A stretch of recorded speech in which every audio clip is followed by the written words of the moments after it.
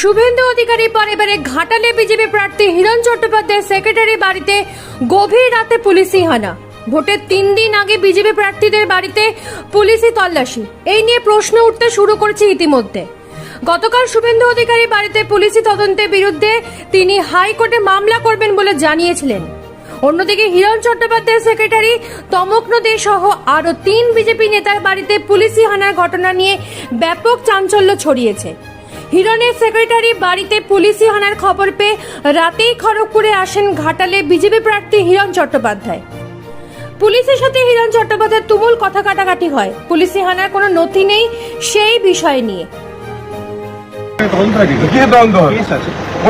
কোর্টের অর্ডার দেখান।